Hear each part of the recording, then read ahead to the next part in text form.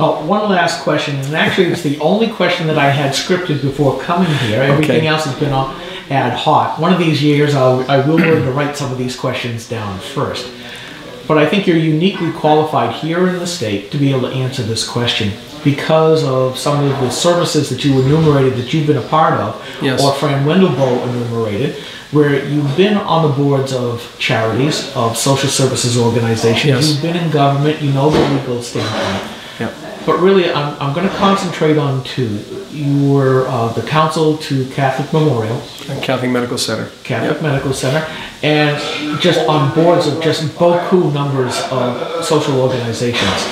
We look at the HHS mandate coming out of DC right now, which for the folks who haven't been up to date is basically saying that Obamacare, one size fits all, is going to force people to buy certain services from insurance programs. And in this case, we're talking about contraceptives, which could be also abortifacients, sterilizations, and abortions. And we know that the brouhaha right now with the Catholic Church. As far as I'm concerned, it could be the Catholic Church, it could be any other religious entity, where they have so narrowly defined what a church is.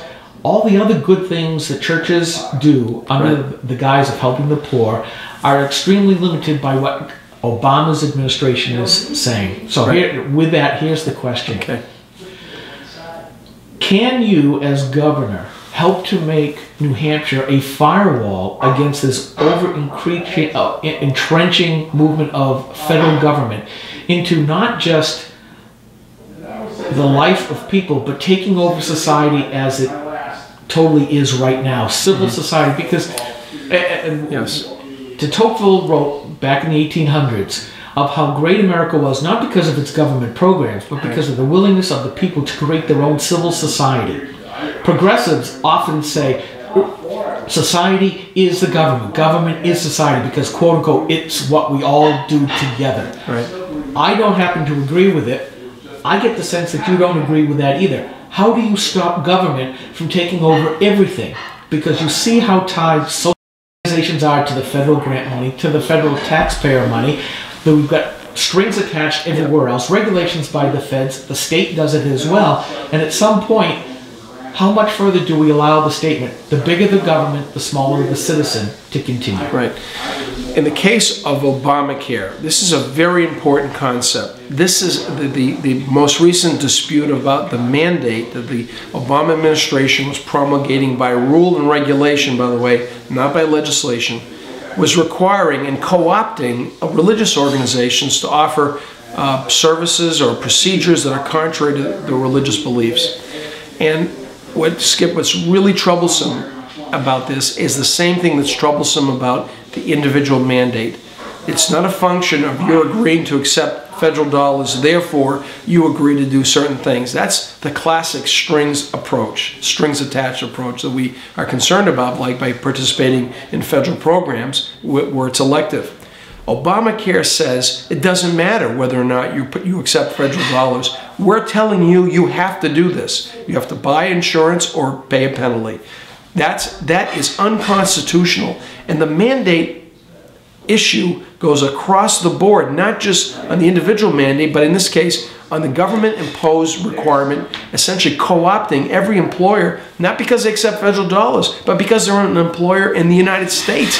That is outrageous. And that more people aren't taking to the street to protest this is a little disturbing, although I think there's a coalition and a coalescing of opinion that this is the wrong direction. But it's about one example of the pernicious nature of Obamacare in this very important area, and that's healthcare. So how do you as a state fight against that? I don't know why New Hampshire wasn't the first state to join or bring a suit against the federal government on Obamacare to begin with, to fight the individual mandate and the employer mandate, and to do everything we can to stop this federal encroachment and takeover of our healthcare system. The first thing I would do if I'm a governor is to direct the Attorney General to join the lawsuit against the federal government, and if he doesn't do it, I'll do it myself. We will file a suit and join the suit with other states on day one, and then we'll do everything we can to seek waivers, to get out from underneath the requirements of Obamacare. And we're not going to be complicit with that. And we're going to try to do everything we can to protect New Hampshire and New Hampshire's healthcare delivery system. Okay. a slight redirect. Obamacare is a specific example. Yes. But do you see the federal government, the progressive state, because of its huge size, yes, basically trying to take over the rest of civil society by saying, this is how you will live your life. That's what what's can we happening. do? What can we do here in New Hampshire? What will you do here in New Hampshire? Not just Obamacare, but this whole philosophy of the federal Right. government or government at all, because maybe a progressive person gets in as governor here. If you don't succeed, so I'm putting some weight on your shoulders Sure. here. You have to win. I have to win. Because Yes. I'm partisan as the next person. But how do you stop that? How does New Hampshire stop that, where people can live their lives, as it says, their own pursuit of happiness? We have to be vigilant, Skip. There's no question about that. We have to look at these programs. We can't just take the federal dollars because they're offered to us. We have to evaluate what the exchange is and what the burden that we're accepting. And we've got to push back on the federal government. And that means coordinating with other states, working together. And the way to save America is to restore the true federalism and the genius of our federal Constitution, with limited powers at the national level, all other powers reserved to the states and the people. And that's the way to go. Now, it's not going to be easy, but it's got to be vigilant and fighting and educating. And I think most New Hampshire people understand, let me live my life, leave me alone, minimal government, and certainly minimal intrusion by the federal government on our state. There are things the federal government should be doing. They're not doing those things well.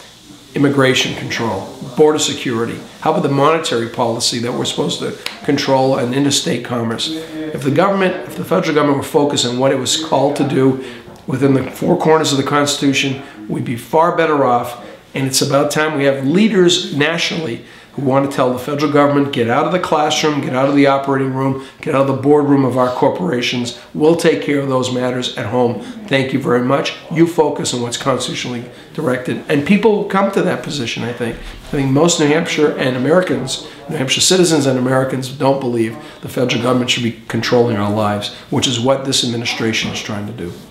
Well, normally I would say here, thank you for taking a few minutes with GraniteGrok, but we've gone quite a number of minutes with GraniteGrok, but I still, as always, say thank you very much, Ovide Lamontagne. Skip, thank you for your public service and with the GraniteGrok. Thank you.